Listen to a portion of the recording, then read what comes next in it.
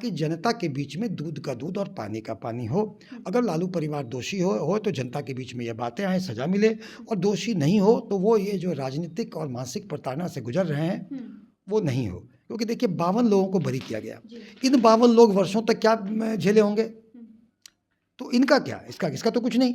न्यायालय की प्रक्रिया से मेरा आग्रह है कि जो ट्रायल होने हैं उसको स्पीडी ट्रायल करके तय सीमा के भीतर इसको कर लें, ताकि जनता के बीच में दूध का दूध और पानी का पानी हो।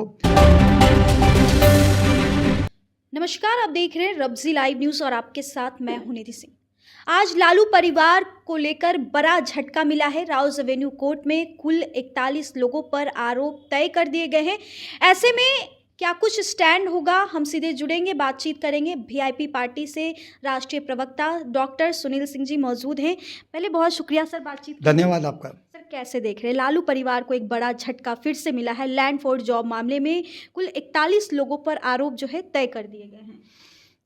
देखिए, न्यायालय की प्रक्रिया, वैधानिक प्रक्रिया पर हम टिक्का टिप्पणी नहीं कर सकते हैं। कानून अपना काम करेगा, लेकिन अब ट्रायल शुरू होना है।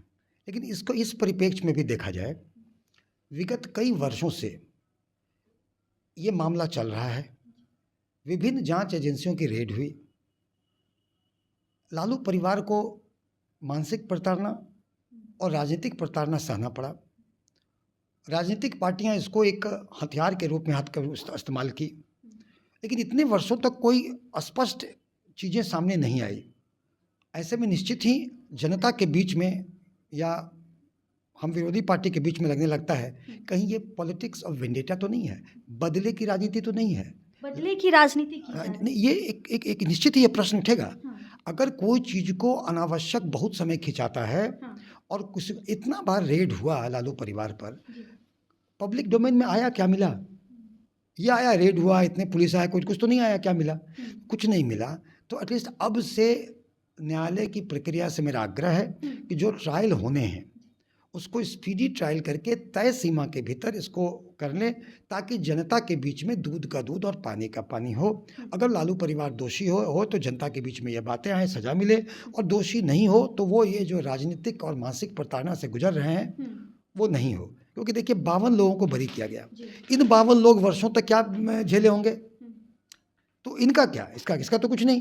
तो किसी चीज़ को, ऐसी चीज़ का पहला राजनीतिकरण ना हो, अपराध के दृष्टि से देखा जाए, तय सीमा के अंदर हो, और इसका राजनीतिक बेवजह इस्तेमाल नहीं हो। नहीं तो होता क्या है ना, बहुत खिंचने से जनता के विषय दिल में शक स्वभाव होता है और लगता है बदले की राजनीति है, और कहीं ना कहीं इसमें न्यायालय की प्रक्रिया पर भी प्रश्नवाचक चिन्ह उठते हैं।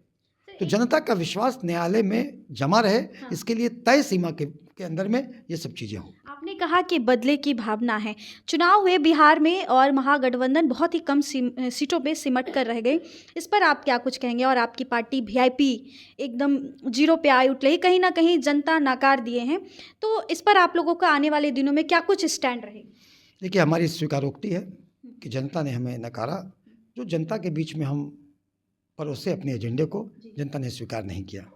लेकिन हम जनता के बीच हैं और रहेंगे।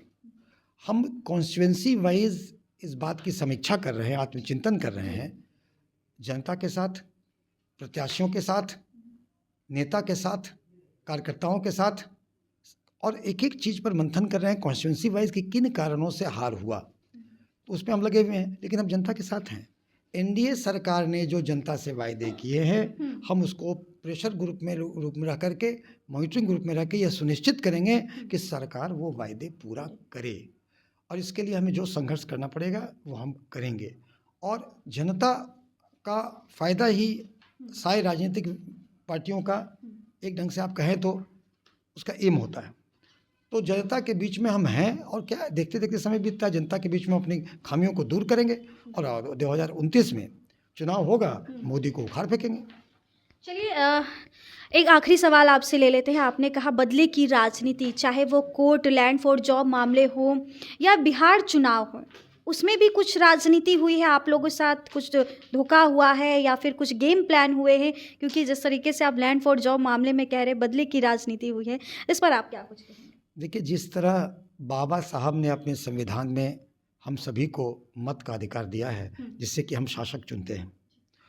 वोट चोरी का मामला आया था, हम लोगों ने वोट अधिकार यात्रा निकाला। उस वोटर अधिकार यात्रा के अपार सफलता ये इंगित करता है कि जनता कितना हमारे मुद्दे में हमारे साथ थी। आपके साथ थी हाँ, जनता। हमने जनता को जागरूक किया हाँ। और जनता वोट अधिकार यात्रा में शामिल हुई, उसको सफलता मिली। तो कहीं ना कहीं जनता के बीच में मन था कि भाई वोट चोरी हो रहा है। तो इन सब बातों को ध्यान में रखते हुए चुनाव आयोग को अपने सारे क्रियाकलाप को पारदर्शी रूप में करना होगा कि जनता का वो विश्वास जीत सके। अगर वोट चोरी वो नहीं करते हैं तो नहीं करते हैं, तो उन्हें पारदर्शिता रूप में जनता को कन्विंस करना होगा कि नहीं करते हैं। ये तो इल्ज़ाम तो लगेंगे और जनता का अपार समर्थन इस सबको इंगित करेगा कि आपने कहीं ना कहीं बेईमानी की है। अगर नहीं तो आप दूध का आप नहीं तो आप पूरी तरह से जनता के बीच में पारदर्शी होकर जाएं।